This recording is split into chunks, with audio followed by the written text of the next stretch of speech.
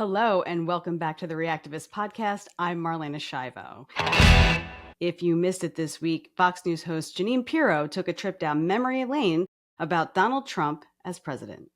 If people even think about Donald Trump, they'll remember $2 gas. They'll remember when interest was 2.5%, inflation was 1.4%, and consumer prices were 20% lower when Donald Trump was there. Okay? Kamala Harris can't even talk about this stuff, let alone print something about it that somebody else wrote for her. Then Democratic strategist Jessica Tarlov interjected with something she remembers from Trump's presidency.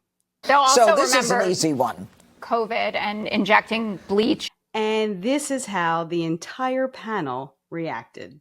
into. Oh, come on. That's That's a hoax. We're talking no one about said injecting bleach. We're talking about It never fundamental- happened. It never happened. You are Did he say it literally wasn't living airborne? in a delusion right now. He Please look it never up. said Please look it that. up. Challenge accepted.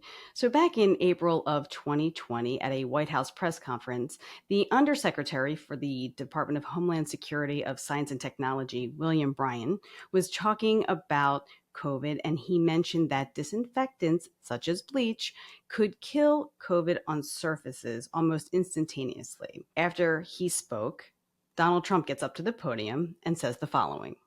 And then I see the disinfectant where it knocks it out in a minute, 1 minute. And is there a way we can do something like that by injection inside or... So I feel like Greg Gutfeld won on a technicality because Donald Trump didn't actually say the word bleach, but Jessica Tarlov didn't exactly lose because we all know what Trump was referring to when he said disinfected, and he did in fact suggest that there might be a way to quote unquote inject it into humans. I say, who cares? The only thing I remember about Donald Trump is that he wants to grab me by the... There has been no shortage of J.D. Vance in the media, and this week on Fox News, he said this. Look, I recognize that there are a lot of folks, even in the GOP establishment, and certainly on the far left, who don't like the fact that Donald Trump picked me. I actually take their criticism as a badge of honor. Of course, the media is going to attack the people they fear the most. You know, he's not wrong. Let's see another example of the quote-unquote media attacking the people they fear the most. It's a really shameful moment for Kamala Harris.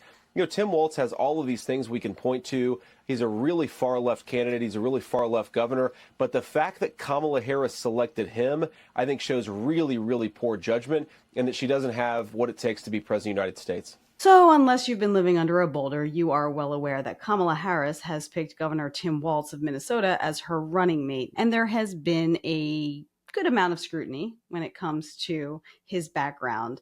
But this week, Fox News host Jesse Waters had one of the more unique things to say about the governor. Take a listen. Tonight, we're also finding out Walz likes to wear U.S. Army Special Forces caps, but he never actually served in the Special Forces. Walz was in the National Guard. So why is he wearing the hat? Does he want you to think he's Special Forces? Seems like it.